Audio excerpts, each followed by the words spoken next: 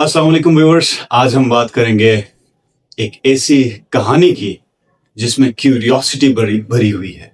एक ऐसी कहानी जो बताती है कि इंसान अगर क्यूरियस हो तो क्या क्या नहीं कर सकता। तो आज हम बात करेंगे विक्टर फ्रैंकेनस्टाइन की। विक्टर फ्रैंकेनस्टाइन जो कि एक साइंटिस्ट था और उसने अपनी क्यूरियोसिटी के साथ क्या क्या नहीं किया। Before going into the story let me tell you कि क्यूरियोसिटी की वजह से इंसान ने क्या क्या किया है। जैसे ग्रीक मिथोलॉजी में आता है एक कैरेक्टर जिसका नाम है प्रोमेथियस। प्रोमेथियस ने 3000 साल पहले आउट ऑफ क्यूरियोसिटी आसमानों में जाके खुदाओं से आग छीन ली थी। जो कि हमें थोड़ा सा ऑड लगेगा but this is a story of a person, a human, जिसको एक टाइटन कहा जाता है। It's mix breed of gods and humans. Greek mythology की एक टर्म है। एक इंसान होता था तो उसने जाके खुदाओं से आग छीन ली थी। उसने कहा था कि आग सिर्फ तुम्हारे पास क्यों हो, हमारे पास भी होनी चाहिए। इस आग के जरिए, इस चीज के जरिए, यानी उसने सोचा था कि आग हमारे पास हो तो हम बहुत सारी चीजें कर सकते हैं। ये प्रोमेथियस की कहानी है। लेकिन बाद में आग इंसानों के पास आके इंसानों ने बहुत सारी डेवलपमेंट की, उससे लोहा पिघलाया, उससे हथियार बनाया और उसके बाद जाके सीधे अपने दुश्मनों के साथ जंगें लड़ने लगे। तो ये एक पूरी स्टोरी है ग्रीक मिथोलॉजी में कि how human has become curious और जाके खुदाओं से भी चोरी कर ली, खुदाओं से आग छीन ली। तो इसी तरह का एक कैरेक्टर होता है 1816 में। एक खातून होती हैं मैरी शेले। मैरी शेले ने अपने दोस्त लॉर्ड बायरन और अपने हस्बैंड पर्सी शेले के साथ बैठ के एक शर्त लगा लेती हैं कि कौन अच्छा नॉवल लिखेगा। जो सबसे अच्छा नॉवल लिखेगा उसको बेस्ट हॉरर नॉवल का अवार्ड मिलेगा। तो आज हम बात करेंगे फ्रैंकेनस्टाइन की एक ऐसी कहानी के ऊपर, फ्रैंकेनस्टाइन की एक ऐसी लाइफ स्टोरी के ऊपर जिसमें उन्होंने आउट ऑफ क्यूरियोसिटी उन्होंने एक ऐसी मखलूक तैयार की थी, एक ऐसी शक्ल तैयार की थी, एक ऐसा ह्यूमन बना लिया था उसने खुद।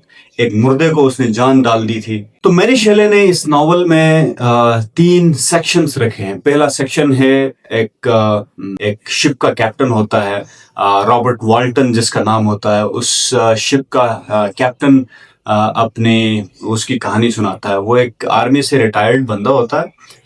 तो he wants to go across the world, पूरी दुनिया में वो जाना चाहता है, घूमना चाहता है समंदरी रास्ते के थ्रू। तो वो अपनी कहानी सुना लेता है। वो नॉवल स्टार्ट होती है कुछ खतूत से जो रॉबर्ट वाल्टन अपनी सिस्टर्स को लिखता है, डिफरेंट सिस्टर्स को।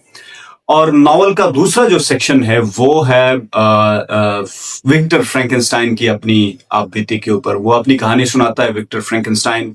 और जो तीसरा सेक्शन है वो है उस क्रीचर की जो विक्टर फ्रैंकेनस्टाइन बना लेता है। उस क्रीचर की क्या फीलिंग्स होती हैं और उसके क्या एहसासात होते हैं। तो स्टार्ट तो काफ़ी बोरिंग होता है। इट्स जस्ट लिटरली बहुत सारी इंट्रिकेसीज उसके अंदर हैं। बहुत अच्छी लैंग्वेज उसने यूज़ की है मैरी शेले ने, बहुत खूबसूरत जुबान में। उसने जो खतूत लिखे हैं अपनी बहनों को, ये रॉबर्ट वाल्टन के थ्रू अपने सिस्टर्स को, जो कैरेक्टर के थ्रू जो कैरेक्टर अपने अपने सिस्टर्स को जो लेटर्स लिखता है, उनकी लैंग्वेज बहुत ही खूबसूरत है। बहुत सोफिस्टिकेटेड उसने लैंग्वेज यूज की है। तो पहले गालबन कोई 8 चैप्टर्स में पहला सेक्शन कंप्लीट हो जाता है। अगले 8 से लेकर 15 सेक्शंस तक, 15 चैप्टर्स तक दूसरा सेक्शन चलता है। दूसरे सेक्शन में फ्रैंकेनस्टाइन अपनी कहानी सुनाता है। वो पढ़ने के लिए किसी और सिटी में जाता है, वहां पे एक अच्छे स्कूल में वो पढ़ता है, फिर अच्छे यूनिवर्सिटी में पढ़ता है। फिर आउट ऑफ क्यूरियोसिटी यूनिवर्सिटी के बाद 2 साल तक वो एक ऐसे प्रोजेक्ट पे काम करता है कि इंसानों को मरने के बाद दोबारा जिंदा किया जा सकता है। या फिर दूसरे अल्फाज में ये कहें कि इमॉर्टैलिटी कैन बी अचीव्ड। वो ये सोचता है कि इंसानों के अंदर इमॉर्टैलिटी यानी मौत को खत्म किया जा सकता है, मौत को मार दिया जा सकता है। वो उसके लिए कहता है कि there should be a lot of voltage. तो वो बहुत सारे एक्सपेरिमेंट्स करता है। कभी जाता है, आसमानी बिजली कड़कती है तो उसके नीचे अपना ऑपरेटर्स रख के कोई उससे जान लाने की कोशिश करता है। वो हमेशा इस क्वेस्ट में होता है कि मुर्दे में जान डाली जा सकती है। एक क्यूरियोसिटी है, उसका एक मिशन है, उसका एक आइडिया है। एक बार पैदा हुआ है तो दूसरी बार क्यों नहीं हो सकता। सोल क्या है, रूह क्या है, उसके ऊपर रिसर्च करने लग जाता है।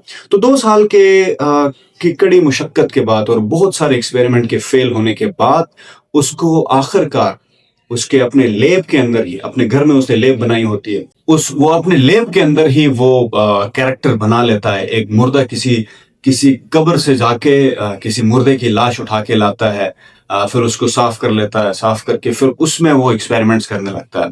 बहरहाल जैसे तैसे, ये वैसे नॉवल है, तो जैसे तैसे उसका एक्सपेरिमेंट कामयाब होने लग जाता है, तो वो उसके अंदर एक अजीब किस्म की कैफियत स्टार्ट हो जाती है कि क्या मैं ये सही कर रहा हूँ या गलत कर रहा हूँ। ये इंसान की नेचुरल साइकी है कि जब कोई क्यूरियोसिटी में इंसान कुछ कर लेता है तो इमोशंस उसके साथ बहुत सारे अटैच होते हैं। जब वो जो आइडिया उसके सामने आ जाता है और कंप्लीट होने लगता है, तो इंसान फिर सोचता है कि क्या मैंने यही सही किया या फिर मैंने ये गलत किया। इसकी कॉन्सिक्वेंसेस, इसके पॉजिटिव एस्पेक्ट्स, नेगेटिव एस्पेक्ट्स सारे उसके सामने आने लगते हैं रिजल्ट के साथ साथ। वो तोलने लगता है कि क्या इतनी सारी मेहनत इस प्रोजेक्ट के ऊपर डालना जरूरी था, सही था या गलत था। बहरहाल तो फ्रैंकेनस्टाइन क्या करता है, उस मुर्दे को जिंदा कर देता है किसी तरह, अपने एक्सपेरिमेंट के अंदर उसको जिंदा कर देता है। पहले उसके हाथ हिलने लगते हैं, फिर उसकी आंखें खुल जाती हैं। तो बहुत ही खूबसूरत अंदाज में मैरी शेले ने उसकी उसकी फीलिंग्स बयान की हैं कि मतलब कैसे डॉक्टर विक्टर फ्रैंकेनस्टाइन कैसे वो करता है, रिएक्ट करता है उसकी तरफ। तो ही वॉज वेरी हैप्पी, मतलब खुश था, घूम रहा है इधर उधर घूम रहा है। एट द सेम टाइम जब वो मुर्दा जब जिंदा हो जाता है तो वो फ्रैंकेनस्टाइन पे हमला करने लगता है, उस पे झपट पड़ता है, उसके हमला करता है, तो उसकी सारी जो खुशी होती है वो सारी खत्म होती है। बाहर उसको छोड़ के वो बाहर चला जाता है, दरवाजे को बंद कर देता है। तो इससे आगे जो कहानी स्टार्ट होती है वो उस क्रिएचर की और विक्टर फ्रैंकेनस्टाइन के बीच में होने वाले कॉन्फ्लिक्ट की कहानी होती है, क्रिएटर और क्रिएचर के बीच में। अब उस जो क्रिएचर है उसमें कोई कॉन्शियस नहीं है, कोई एहसास नहीं है, कोई फीलिंग नहीं है, अभी कुछ भी नहीं है। वो आउट ऑफ नोवेयर एक पूरा ह्यूमन बीइंग, उसकी सारी मेमोरी रेज्ड है, सारी मेमोरी खत्म है, उसको कुछ भी याद नहीं है पिछले जन्म की, जब वो जिंदा था, इंसान था, जो भी था। उसको सिर्फ इतना पता है कि ये मेरा क्रिएटर है, इसने मुझे बनाया है, इसने मेरी सारी फीलिंग्स और सारी चीजें इसने पूरी करनी है। जैसे इंसान की कभी कभार इंसान के अंदर एक कैफियत पैदा होती है कि खुदा ने मुझे बनाया है और मेरी सारी चीजें उसी ने कर रही, मेरा गम, मेरा दुख, मेरी परेशानियां सारी इसी खुदा के ऊपर हैं, इसी खुदा की जिम्मेदारी है, जिसने मुझे बनाया है। मुझे क्यों बनाया है, मुझे ना बनाता तो अच्छा था। ये सारी फीलिंग्स इंसान के अंदर कभी कभार आ जाती हैं। तो वही फीलिंग्स भी उस कॉर्प्स के अंदर, उस मॉन्स्टर के अंदर, हम उसको कहेंगे मॉन्स्टर, तो उस मॉन्स्टर के अंदर वो सारी कैफियत भी आने लगती हैं। जो जो जो उसके अंदर वो कैफियत आती है तो वो विक्टर पे हमला करता है। तो बहरहाल विक्टर बाहर जाता है, घूमता फिरता है, बड़े परेशान होता है, वो करता है, रिग्रेट करता है कि मैंने किस चीज को पैदा किया, किस चीज को मैंने जिंदा कर दिया और अब मैंने क्या बना लिया। उसके 2 साल 3 साल की जो कड़ी मेहनत की, उसका जो सिला उसको मिलता है, उसमें वो परेशान होता है। ये बहुत ही फेमिलियर सी कहानी है। मैं आखिर में आपको बताऊंगा कि इसके अंदर फेमिलियरिटी क्या है। इंसान कुछ बना के फिर परेशान हो जाता है कि इसके कॉन्सिक्वेंसेस को, इसका जो रिएक्शन है उसको हम कैसे हैंडल करें। वो इंसान उसको हैंडल नहीं कर पाता और इंसान बड़ा परेशान होता है। खैर, तो उसके बाद विक्टर बहरहाल उसके साथ बहुत सारे इनकाउंटर्स होते हैं, बीच में बड़े इंसिडेंट्स होते हैं। बहुत खूबसूरती से मैरी शेले ने उसको बयान किया है। एक वक्त आता है मजे की बात कि जब वो जो क्रिएचर होता है वो इंसानों के साथ तो वो घुल मिल नहीं सकता, तंग आके उसको कहता है फ्रैंकेनस्टाइन को कि मेरे लिए एक बीवी बना लो, मेरा एक फीमेल वर्जन भी बना लो, मैं ऐसे नहीं रह सकता। तो उसके अंदर बहुत सारी फीलिंग्स, एहसासात, वो डिजायर्स और पैशंस, वो सारी चीजें उसके अंदर आ जाती हैं धीरे धीरे वक्त के साथ साथ। जब आती हैं तो वो कहता है कि मेरे लिए पार्टनर बना लो, मैं अकेले नहीं रह सकता, तुम लोग सारे इंसान हो, मैं कुछ और हूँ। वो कहता है कि मैं दोबारा पैदा किया गया हूँ और मैं इंसान नहीं हूँ, मैं कोई और शे हूँ, कोई इंसान मेरे साथ बात नहीं करता, तो मेरे लिए मेरी फीलिंग समझने वाली एक खातून चाहिए। तो विक्टर डर के मारे वो बनाने की कोशिश करता है, लेकिन बना के कंप्लीट करके फिर कहता है कि एक मुझसे संभाला नहीं जाता, दूसरा बना के कैसे संभालूंगा। वो उसको मार देता है। तो उसको मार देता है तो वो जो मॉन्स्टर होता है वो उसकी खाल उधेड़ने लगता है, उसको विक्टर को मारने की कोशिश करता है। मतलब बाल बाल बच के विक्टर फ्रैंकेनस्टाइन वहां से भाग जाता है। डॉक्टर फ्रैंकेनस्टाइन भागते भागते वहां से दौड़ के पूरे मुल्क को छोड़ के चला जाता है और वो जाता है नॉर्थ पोल में। नॉर्थ पोल में वहां मिलता है उसको रॉबर्ट वॉल्टन, जो हम सेक्शन 1 में जो कहानी लेटर्स लिखता था अपनी सिस्टर को, वो रिटायर फौजी जिसकी हमने बात की थी, वो उसको वहां पे मिलता है। तो बड़ी बुरी हालत में, मतलब नॉर्थ पोल में, जहाँ पे किसी कश्ती में बैठ के निकल जाता है, मतलब अपना घर बार सब कुछ छोड़ के चला जाता है। वहां उसको मिलता है रॉबर्ट वाल्टन। रॉबर्ट वाल्टन उसको मिलता है, उसको संभालने की कोशिश करता है, उसको रॉबर्ट वाल्टन को अपनी सारी कहानी सुनाता है और उसके बाद फिर चला जाता है, वहां से चला जाता है।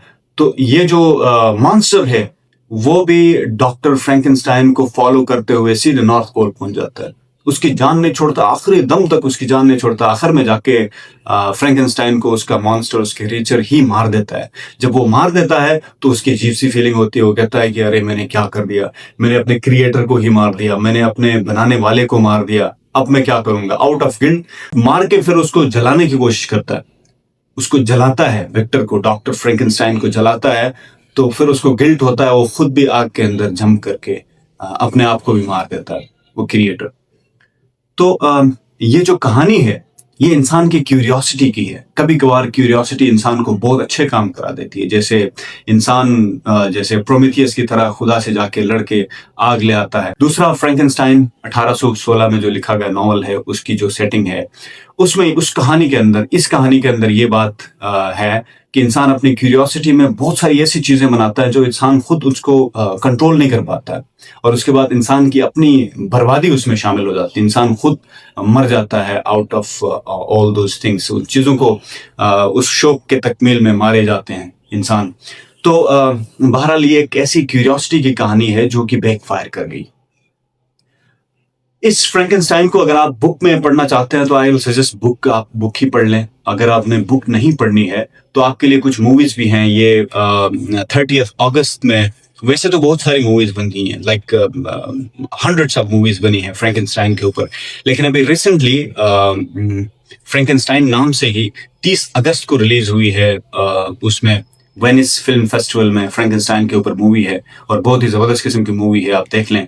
और उसके अलावा एक ड्रामा है जो कि वैसे नॉर्मली बहुत ही बोरिंग लगेगा आपको, बट अगर फ्रैंकेनस्टाइन पे किसी ने असल में काम किया है, एक्चुअल फ्रैंकेनस्टाइन के ऊपर किसी ने काम किया है, तो वो ये ड्रामा है। और ड्रामे का नाम है पेनी ड्रेडफुल। पेनी ड्रेडफुल एक ऐसा ड्रामा है जिसमें फ्रैंकेनस्टाइन के मॉन्स्टर की जितनी भी फीलिंग्स होती हैं उन सबको इतने खूबसूरत तरीके से उसने बयान किया, और आराम आराम से ठहर ठहर के 5 इसके सीजन्स मेरे ख्याल से हैं, और एक एक सीजन के 12-12, 13-13 एपिसोड्स हैं, और बहुत ही खूबसूरत तरीके से उसने हर पॉइंट को एक्सप्लेन करके उसने बयान किया है। और वो मॉन्स्टर बीच में जॉन कीट्स की पोइट्री पढ़ता है। जॉन कीट्स वैसे मशहूर है for his poetry on sadness and miseries of human being. इंसान की मिजरीज के ऊपर उसने जो कुछ लिखा है जॉन कीट्स ने, वो उस मॉन्स्टर को बहुत पसंद आता है। तो वो बहरहाल जॉन कीट्स की पोइट्री पढ़ने लगता है उसके अंदर। वो बड़ा खूबसूरत तरीके से उन्होंने बयान किया है पेनी ड्रेडफुल के अंदर। तो ये थी फ्रैंकेनस्टाइन की कहानी। बिल्कुल इसी तरह सैम अल्टमैन, इलॉन मस्क और इसके कुछ हवारियों ने मिलके आर्टिफिशियल इंटेलिजेंस बनाया है। Artificial intelligence is a wonderful project, लेकिन इस प्रोजेक्ट ने बैकफायर कर लिया। आर्टिफिशियल इंटेलिजेंस ने इंसान की जिंदगी को अजीरन कर दिया है, और बिल्कुल विक्टर फ्रैंकेनस्टाइन के मॉन्स्टर की तरह अभी इंसान को दौड़ा दौड़ा के नॉर्थ पोल में ले जाके वहां इंसान को, सारे इंसानों को वहां पे मार देगा। Artificial intelligence, it is taking over the world and it is taking over curiosity, it is taking over creativity and it is taking over originality, privacy and I mean everything. हर चीज इंसान का आर्टिफिशियल इंटेलिजेंस के हाथ में। Even इस video के बाद मैं ये वीडियो एडिटिंग भी आर्टिफिशियल इंटेलिजेंस के थ्रू करूंगा, और कोई थोड़ा बहुत इसके अंदर कोई इश्यूज हैं तो वो भी रिमूव कर लूंगा आर्टिफिशियल इंटेलिजेंस के थ्रू। और आर्टिफिशियल इंटेलिजेंस ने इंसान की क्रिएटिविटी और ओरिजिनलिटी को खत्म कर दिया है। तो जो हम कभी कभार हम क्यूरियोसिटी के थ्रू, आउट ऑफ क्यूरियोसिटी बहुत सारी चीजें हम डेवलप कर लेते हैं, लेकिन एट द एंड हमारी क्यूरियोसिटी ही हमारी डेथ बन जाती है। तो मुझे ये बताएं, पाकिस्तान के अंदर रहते हुए या फिर पूरी दुनिया में रहते हुए आपकी क्यूरियोसिटी क्या है? What are your curiosities? और आप उस क्यूरियोसिटी को अचीव करना चाहते हैं या नहीं करना चाहते हैं? कमेंट करके जरूर बताएं। Thank you so much. Allah Hafiz.